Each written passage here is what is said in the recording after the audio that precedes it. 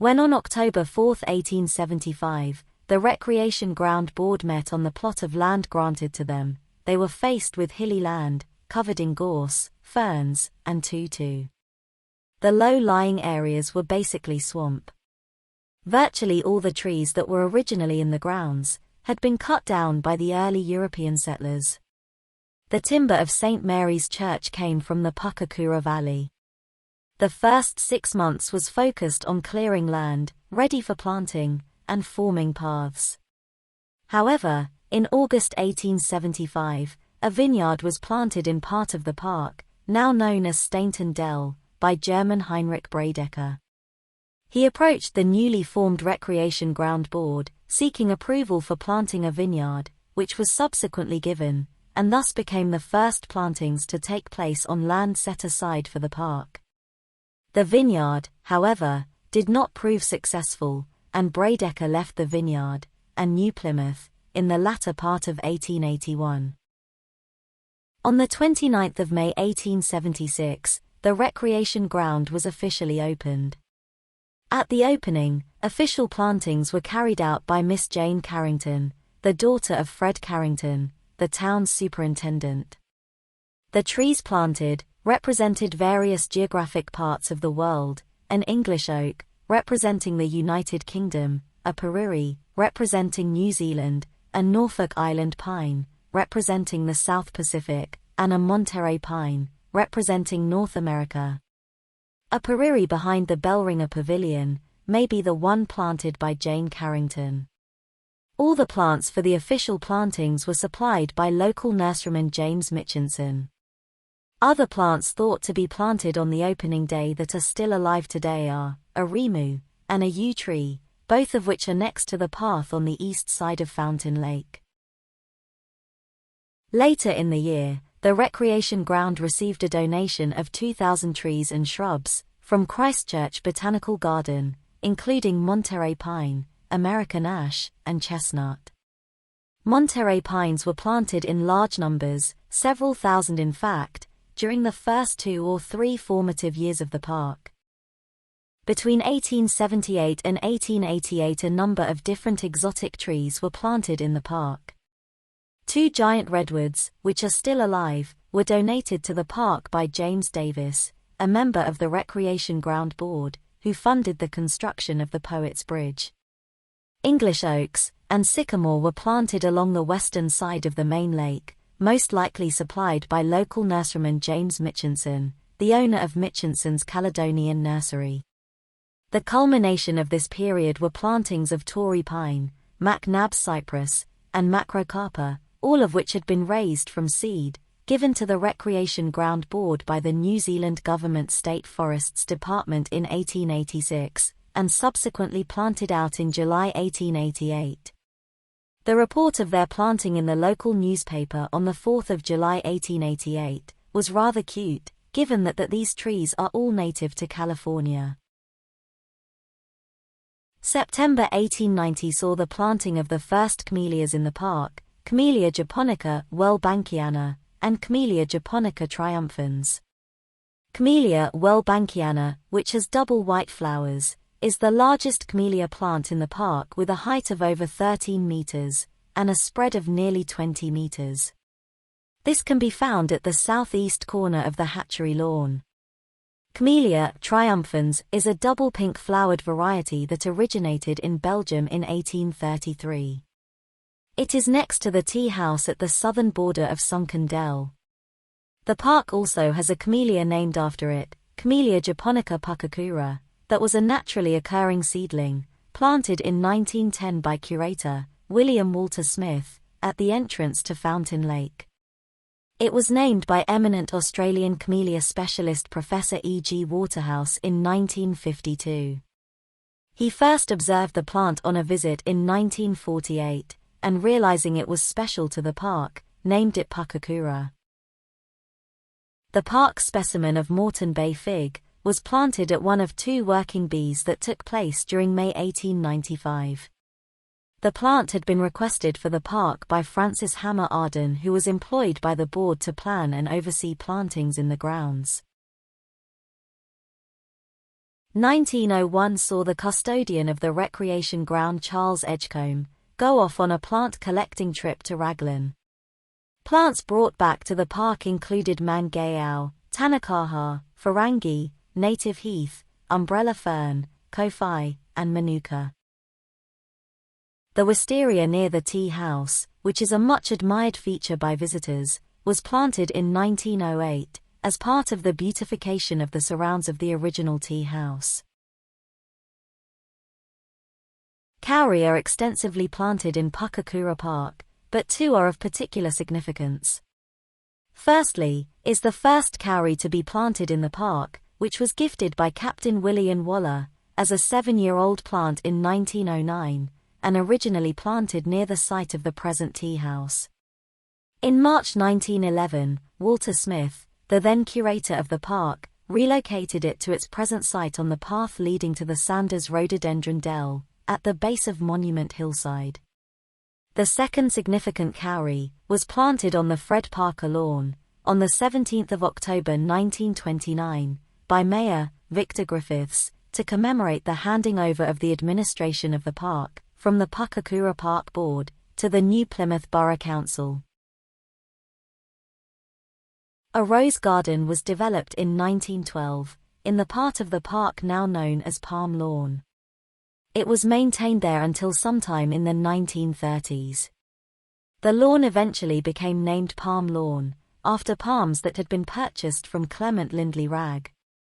Wragg, who owned a garden in Birkenhead, Auckland, called Waiata Subtropical Gardens, was in New Plymouth at a speaking engagement in 1916, when he suggested that the park would benefit from the addition of some palms. 3 palm species were subsequently ordered from Wragg: Cliff Date Palm, Australian Cabbage Palm, and Kentia Palm, and were planted once they arrived in November 1917. The other notable tree at this location is a Judas tree, which was likely planted sometime in the 1920s and sourced from Duncan and Davies Nursery. In the early 1910s, Walter Smith also planted a large collection of native flax in this area, comprising approximately 40 varieties. In 1922, the first rhododendron dell was developed, in what is now Primula Dell, by Charles Score Sanders. 70 varieties were planted. It is likely that the trees of rhododendron Sir Robert Peel, which are a colourful winter feature in the park, were probably planted around this time also. Sanders died in 1933, leaving a bequest for the development of a new larger rhododendron dell. This was subsequently developed and planted in 1934, and is situated at the crossover point between Pukekura and Brooklands Park. The new dell was subsequently named the Sanders Rhododendron Dell. Thomas Horton was appointed curator in 1924. One of his first tasks soon after being appointed was the planting of an avenue of native trees along what was known as the John Street Walk, using rimu, kauri, and totara.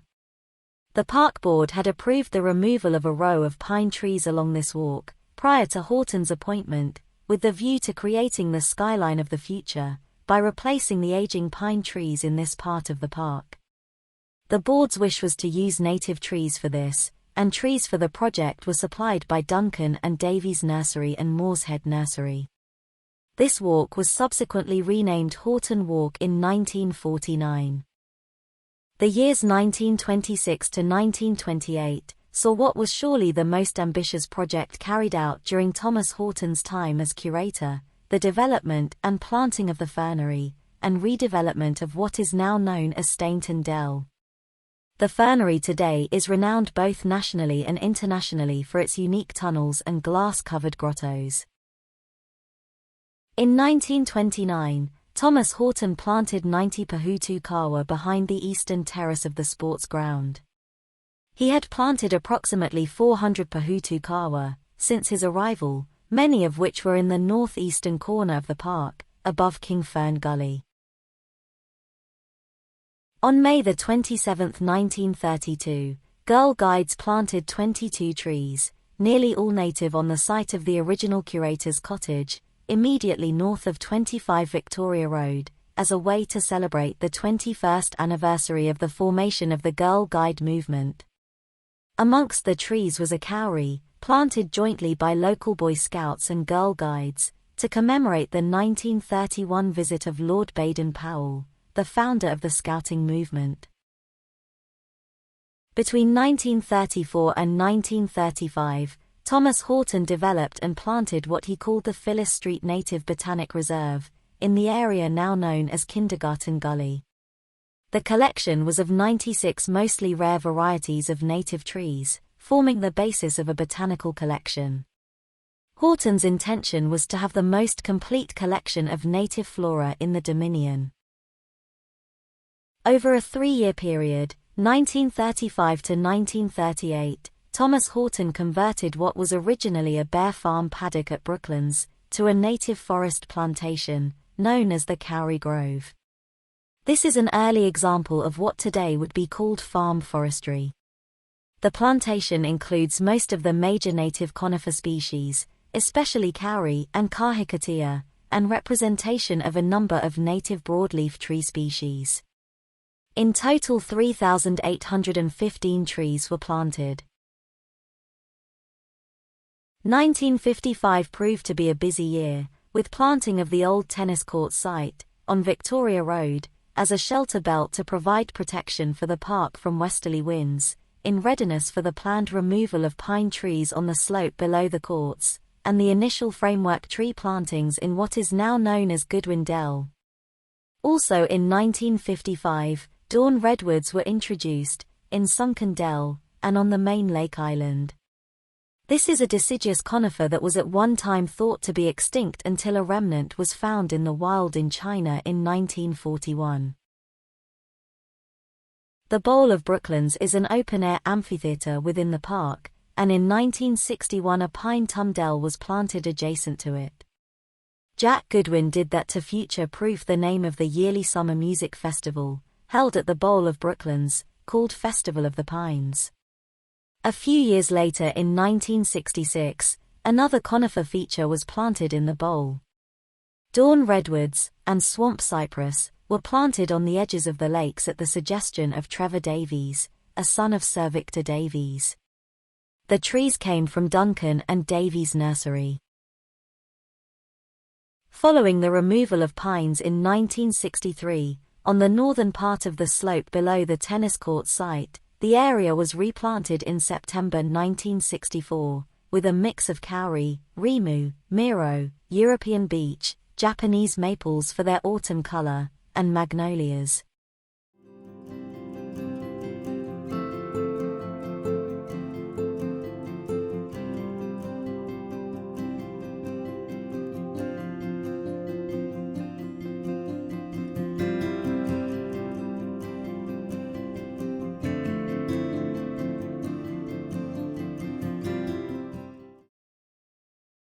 The following year the hillside on the opposite side of the main lake, Eastern Hillside, was replanted after the removal of original 1870s Pinus radiata, with a mixture of native and exotic trees with an emphasis on conifers.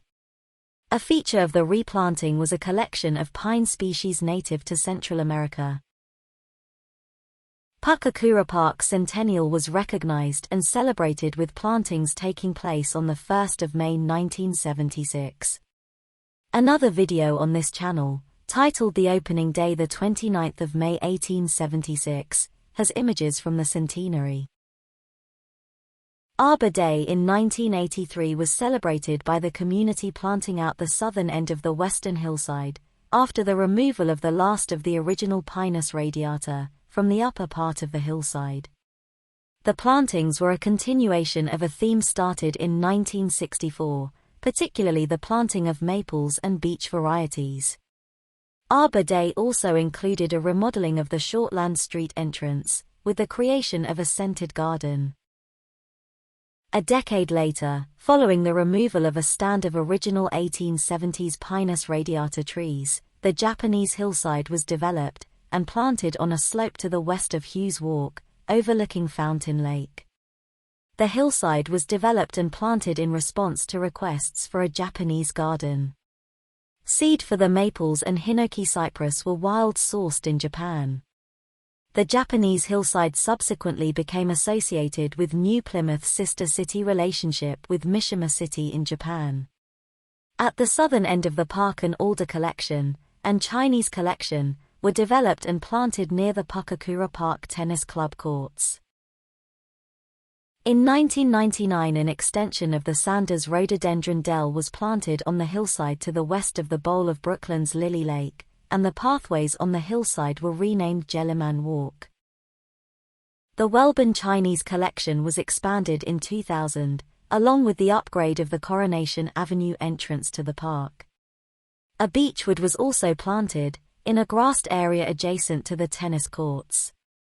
The beech trees came from the park's department nursery at Brooklands, prior to its closure. During 2001, there were additional plantings of new palms to expand the collection on the palm lawn. To celebrate the 125th anniversary of the opening of the park, Mayor Claire Stewart performed a commemorative planting of a mountain coconut palm. The lower section of Japanese hillside, between Hughes Walk and Fountain Lake, was developed and planted. In the same year, on the eastern side of Monument Hillside, a feature silver fern forest was planted under the totara trees. Another development in 2001 was the conversion of a muddy unusable area, north of the Brooklands Lily Pond, into a unique wetland. This was the brainchild of park manager Brian Gould. Fletcher Challenge Energy granted $5,000 towards the project. Between October 2004 and February 2005, the Kunming Garden at Brooklands was developed and planted. This garden was the gift of New Plymouth's sister city Kunming, in the Yunnan province of China. Materials for the Spring Wind Pavilion and Moon Gate were gifted by the city of Kunming, and these features were built by craftsmen from Kunming. The Kunming Garden was developed on a site that used to be the open ground block for the park's department nursery. 3 trees were planted in 2007 at Eastern Hillside, to commemorate the centenary of the naming of Pukekura Park. A bunya pine was planted by twin brothers, Ethan and Mac Rowe, from the nearby Pukekura Kindergarten, and is flourishing today. The other trees planted were a Corsican black pine, which is also flourishing, and the third tree a Manchurian fir, and unfortunately this tree did not survive. In August of 2014, the park received a plant of Bodhi or sacred fig, from the local Sri Lankan Buddhist community. It was grown for a period of time at the fernery before eventually being planted out on Eastern Hillside on the 6th of May 2016. This sacred tree is a focus point for the community who gifted it for devotional prayer. The most recent redevelopment plantings were in 2022, in association with the reconstruction and stabilization of the banks of the Fountain Lake outlet stream, and the planting of the adjacent garden environs, with plantings of additional palms and bromeliads.